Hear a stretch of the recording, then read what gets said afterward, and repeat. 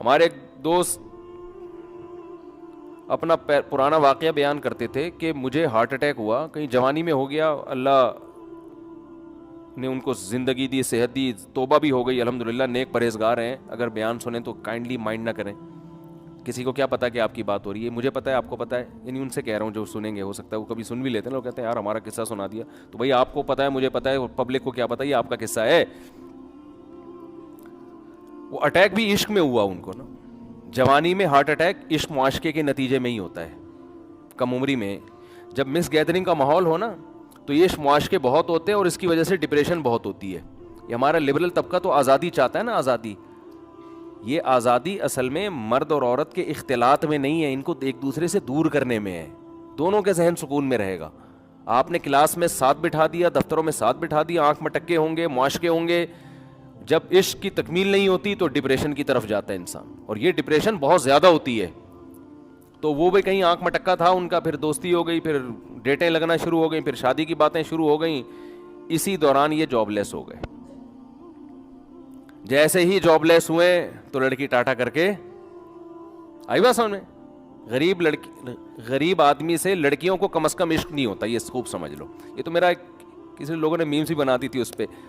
کہ آپ لوگ ڈنڈ پھیل رہے ہیں جم میں جا کے، جم میں میں لڑکوں کو دیکھتا ہوں نا، وہ جا کے یہ باڈی بنا رہے ہیں، یہ کر رہے ہیں، وہ کر رہے ہیں، تو بعض لڑکوں کا، سب کا نہیں، بعض کا خیال ہوتا ہے، ہوتا تو سب کا، لیکن چلو ہم بعض کا کر لیتے ہیں،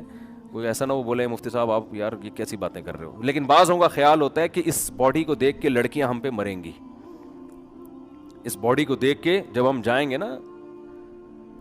وہ ٹی شرٹ پہن کے اور روڈ لائنر لکھیں گے اس کے اوپر اور ہٹو بچوں لکھ دیں گے پیچھے، تو یہ اس سے لڑکیاں بڑی متاثر ہوں گی، یار کیا چال ہے، کیا اسٹائل ہے، ہوتی ہیں متاثر، لیکن اگر آپ کی پینٹ میں پیسے نہیں ہیں تو بالکل بھی متاثر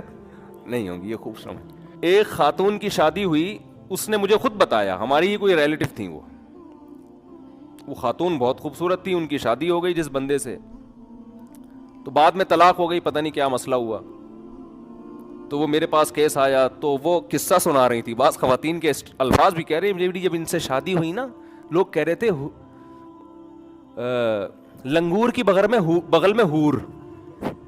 لوگ یہ تبصرہ کر رہے تھے دلہا دلہن کو کہ لنگور کی بغل میں ہور بیٹھی ہوئی ہے، عورتیں بہت تیز ہوتی ہیں، قصے پہ قصے یاد آتے ہیں، فیملی میٹر بہت ہوتے ہیں نا، تو ایک خاتون مجھے کہنے لگی میں اپنے میاں سے طلاق چاہتی ہوں، میں اپنے میاں سے خلا چاہتی ہوں، میں نے کہا کیا مسئلہ کیا ہے آپ کا نا، فیملی کیس تھا نا، سامنے آئے ہوئے تھے بھائی، وہ میں نے کہا خرچہ دیتا ہے پورا، ہاں جی خرچہ تو دے رہا ہے، گھر ملا ہوا ہے، چھت میسر ہے، ہاں جی، کوئی نشہ تو نہیں کرتا، نہیں جی، بے تحاشا مارتا پیٹتا تو نہیں ہے، نہیں جی، تو پھر کیا پرابلم ہے، کہہ رہی گالیاں بہت دیتا ہے۔ میں نے کہا دیکھیں محترمہ، یہ گالیاں تو آج کل معین اختر کے ماموں دیتے تھے، انہوں نے بتایا ہے کہ کراچی کے حالات ایسے ہیں کہ اس میں تو دینا نہیں چاہیے گالیاں، بری بات ہے، لیکن یہ کوئی ایسا اتنا بڑا مسئلہ نہیں ہے کہ اس پہ شوہر سے طلاق لی جائے، اور بچے بھی ہیں، 100% درست دنیا میں کوئی نہیں ہوتا، کچھ نہ کچھ فالٹ ہر ایک میں ہوتا ہے۔ تو جو مجھے ہنسی آئی نا جس بات پہ، وہ یہ آئی، میں نے کہا کتنی گالیاں دے دیتے ہیں، میرا مقصد یہ تھا کہ میں ان کو سمجھاؤں کہ بھائی دن میں اگر 1 گھنٹہ گالیاں دیتا ہے بندہ، تو 1 گھنٹہ سمجھ لو کہ یار 24 گھنٹے میں یہ 1 گھنٹے میں نے باقی 23 گھنٹوں کی خاطر برداشت کرنے ہیں، بھائی باقی جو فائدے شوہر سے ہو رہے ہیں، نان نفقہ مل رہا ہے، بچے اسکول جا رہے ہیں، اسکول کی فیسز ہو رہی ہیں، بچوں کو باپ ملا ہوا ہے، علیحدگی میں تو باپ یا ماں سے محروم ہو جائیں گے وہ، پھر آپ کو فیملی ملی ہوئی ہے، ساری عزتیں ملی ہوئی ہیں، آپ میرڈ خاتون کہلاتی ہیں، کہیں بھی جاتی ہیں، آپ کی جو فرینڈس ہیں بولتے بھائی یہ شادی شدہ خاتون ہے، ان کے ہسبینڈ ہے، ہسبینڈ بھی کوئی مکھنچو نہیں ہے، فٹ فاٹ ہے، سب کچھ سیٹ چل رہا ہے، تو صرف گالیاں اگر ہیں تو ان کے شوہر کو تو میں یہ نہیں کہتا، شوہر کو تو کہتا یار گالیاں اپنی ڈکشنری سے نکالو، لیکن عورت کو تو گھر جوڑنے کی ترغیب دی جائے گی نا کہ یار 100% صحیح گھر کوئی بھی نہیں ہوتا۔ تو میں نے کہ جب ان سے پوچھا کتنی دیر گالیاں، میں تو پھر یعنی وہ تحقیق کرتا ہوں نا، میں نے کہا کتنی دیر گالیاں دیں، انہوں نے کہا 12 گھنٹے گالیاں دیتے ہیں۔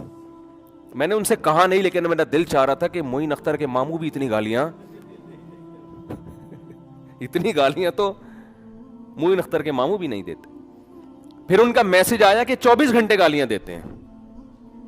یہ 24 گھنٹے میرا خیال ہے واش روم بھی جاتا ہے انسان, کیا وہاں بھی بیٹھ کے گالیاں دے رہے ہیں, میری بیگم ایسی تو تیری بیگم ہے بھائی, نہا بھی رہا ہو گیا, نہانے میں بھی گالیاں, پھر یہ بچے بھی گالیاں دے کے پیدا ہوئے ہیں, اس دوران بھی گالیاں تھی کیا؟ اور کبھی کوئی دعوت میں بھی جاتے ہوں گے میاں بیوی, وہاں بھی گالیاں. تو یہ کچھ سمجھ میں آنے والا ہے حساب ہے. وہ کہہ رہے تھے عدالت سے خلا لینی ہے, میں نے کہا یہ خلا نہیں بنتی ہے عدالت سے کوئی, یہ کوئی ایسا کیس نہیں ہے جس پہ عدالت سے آپ خلا, عدالت تو دے دے گی, وہ تو گالیاں نہیں بھی دیتے ہو تو بھی دے دے گی, آپ گالیاں الٹا دیتی ہو نا شوہر کو, پھر بھی عدالت خلا کی ڈگری تھما دے گی, مگر اس سے یہ شرعی خلا ہوگا نہیں. تو میں نے ان سے کہا کہ آپ گھر بسائیں اپنا, نبھائیں, آپ کا دماغ سیٹنگ آؤٹ ہوئی ہے, ٹھیک ہے نا. اور پھر بھی اگر نہیں کسی کے نے رہنا ہے تو جب تک شوہر ڈیورس دے گا نہیں اس وقت تک طلاق ہوگی نہیں. یہ کیس نہیں ہے, یہ سمجھ میں آنے والا حساب نہیں ہے. غلط کام ہے, شوہر غلط کر رہا ہے جو گالیاں دے رہا ہے, بہت برا کر رہا ہے, میں شوہر کو سپورٹ نہیں کر رہا, لیکن طلاق ایسی باتوں پہ تھوڑی ہوتی ہے. تو کیا کہہ رہا تھا یار میں, ہاں تو میں یہ کر رہا تھا کہ توبہ, شکر ہے آپ کو یاد رہتا ہے نا, یہاں ان سے پوچھو تو کسی کو یاد ہی نہیں رہتا. وہ اب دیکھو آخری 1 منٹ رہ گیا ہے, اگر آج وہ دل سے توبہ کر لے, وہ پھانسی کے پھندے پہ لٹکنے والا 1 سیکنڈ پہلے, یہاں تک کہ اس کے گلے میں پھندا لا کے ڈال دیا گیا, ابھی صرف رسا کھینچنے کی دیر ہے, اس دوران بھی اگر وہ توبہ کرے گا, یہ 1 سیکنڈ اس کی کروڑوں سال کی زندگی کو, فیوچر کو چینج کر دے گا. کیوں؟ ابھی تک اس نے اپنی آنکھوں سے دیکھا نہیں ہے, ابھی تک دیکھا نہیں ہے اس نے اپنی آنکھوں سے, غیب پر ایمان ہے. تو یہ اللہ کا وعدہ ہے, ان اللہ یقبل توبۃ عبدہ ما لم یغرغر. بخاری مسلم کی حدیث, نبی صلی اللہ علیہ وسلم نے فرمایا اللہ اپنے بندے کی توبہ اس وقت تک قبول کرتا ہے جب تک اس کو غرغرہ نہیں آتا. غرغرہ کا مطلب سکرات موت میں مبتلا نہیں ہو جاتا وہ. ہاں جب اس کو ہینگ کیا گیا اور اس کی روح نکلنا شروع ہوئی, اور پھر اس نے برزخ کی زندگی اپنی آنکھوں سے دیکھ لی, اس نے دیکھ لیا کہ قرآن جو کہتا تھا کہ برے لوگوں کی روح, برے فرشتے سے مراد وہ فرشتے جو اللہ نے سزا دینے کے لیے متعین, فرشتہ تو برا نہیں ہوتا, وہ فرشتے جو خوفناک فرشتے ہیں وہ برے لوگوں کی روح قبض کرتے ہیں. جب یہ فرشتے اپنی آنکھوں سے دیکھ لے گا, اس کے بعد قرآن کہتا ہے کہ اب توبہ تو دور کی بات, زمین اور آسمان کی دولت بھی اگر خرچ کر دے گا, وعدہ کرے گا اللہ مجھے مہلت دے دے, میں پوری زمین آسمان کی دولت خرچ کرنے کے لیے تیار ہوں. اللہ فرماتے ہیں ما تقبل منہم, اللہ کا قانون اٹل ہے, اللہ اس کی ایک آنسو کی پرواہ نہیں کرے گا.